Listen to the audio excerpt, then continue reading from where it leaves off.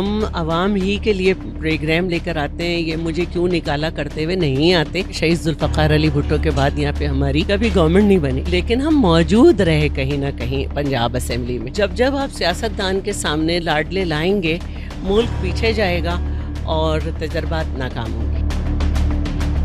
आज कनाडा की यूनिवर्सिटी में पेपर पढ़ाया जा रहा है करप्शन पे, और उसमें नवाज शरीफ को जो है वो सब्जेक्ट बनाया गया है करप्शन के ऊपर, ताकि जमहूरियत सलामत रहेगी।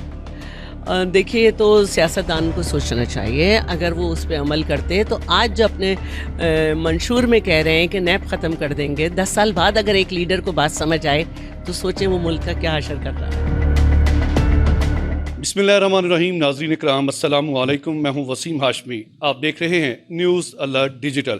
आज की मेहमान शख्सियत किसी तारफ़ की मोहताज नहीं है। अगर मैं ये कहूं कि बीबी शहीद के हरावल दस्ते की एक अहम रुकन है तो ये कहना बेजाना होगा। साबिक डिप्टी स्पीकर हैं सिंध असम्बली की, और मेरे साथ मौजूद है मोहतरमा सैयदा शहला रज़ा साहिबा। अस्सलाम वालेकुम। वालेकुम अस्सलाम। मौजूदा सियासी सूरत हाल आए दिन बदलती रहती है। आज की कुछ लोग डेवलपमेंट ये भी कह रहे हैं कि आने वाली जो गवर्नमेंट है वो हो सकता है पाकिस्तान पीपल्स पार्टी और तहरीक इंसाफ के आज़ाद उम्मीदवार जो हैं वो मिलकर बना लें। पाकिस्तान पीपल्स पार्टी इस वक्त ये समझती है कि जिस तरह से उसने बाहर निकलकर आवाम से इंटरेक्ट किया है, ख़ास तौर पर बिलावल भुट्टो ने, जरदारी साहब, उधर से आसिफा, फिर हम जैसे कारकुन, ऐसा कोई पार्टी इंटरेक्ट पूरे पाकिस्तान में नहीं कर रही।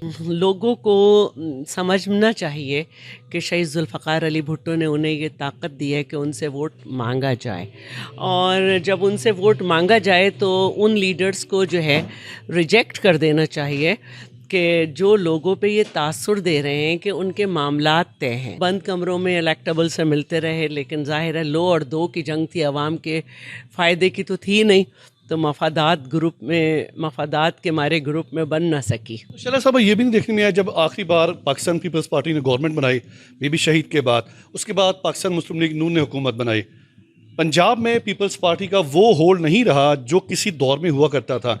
आप क्या समझती हैं मौजूदा इंतखाबात में पाकिस्तान पीपल्स पार्टी, मैं ये नहीं कहता चंद सीटें निकाल लेगी यहाँ पे, जिस तरह की अभी माशाल्लाह आप एक्टिव हो चुकी हैं? बात यह है कि शहीद जुल्फ़िकार अली भुट्टो के बाद यहाँ पे हमारी कभी गवर्नमेंट नहीं बनी, लेकिन हम किसी न किसी सूरत में इतनी बड़ी असेंबली में, जहाँ पे वज़ीर आज़म 3 दफ़ा के वज़ीर आज़म का भाई वज़ीर आला, उन्हीं की लोकल गवर्नमेंट, उन्हीं के सब कुछ, लेकिन हम मौजूद रहे कहीं ना कहीं पंजाब असेंबली में।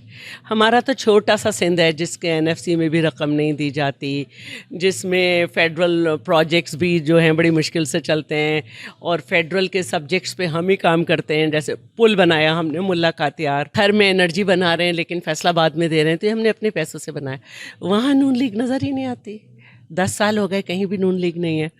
तो हम ये समझते हैं कि क्योंकि उन्होंने ये तासुर दिया कि उनके मामलात तय हो गए, तो हमारा उनसे मुकाबला नहीं है।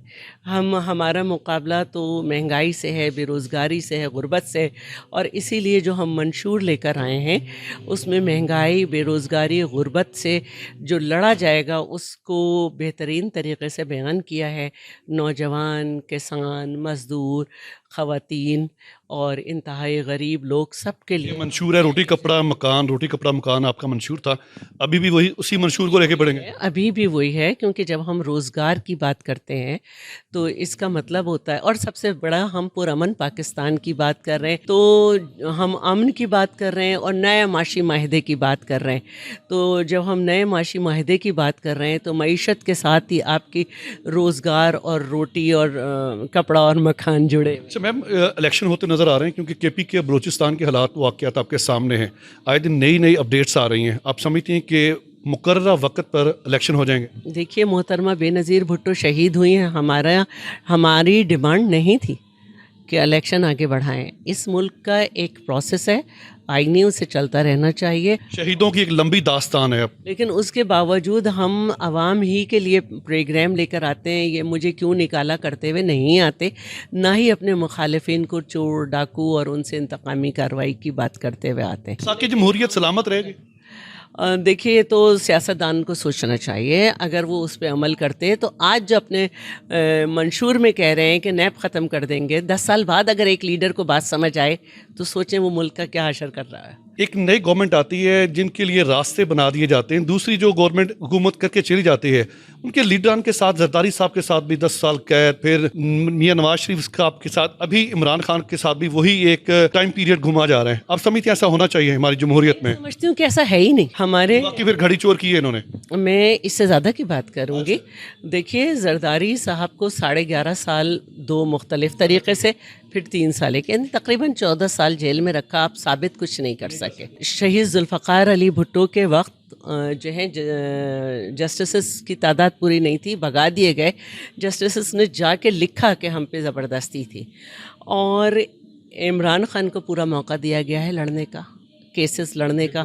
1 گھنٹہ 10 منٹ سے زیادہ انہوں نے بیان ریکارڈ کرائے ہیں, ہر چیز ان کے لیے کی ہے, لیکن ان پہ کوئی سیاسی مقدمہ نہیں ہے کہ کوئی پولیٹیکل پارٹی گئی ہوئی ہو. اور رہی بات نواز شریف کی, تو کورٹ جس طرح سے ہینڈلز ہوتی رہیں, لیکن آج کینیڈا کی یونیورسٹی میں پیپر پڑھایا جا رہا ہے کرپشن پہ, اور اس میں نواز شریف کو جو ہے وہ سبجیکٹ بنایا گیا ہے کرپشن کے اوپر.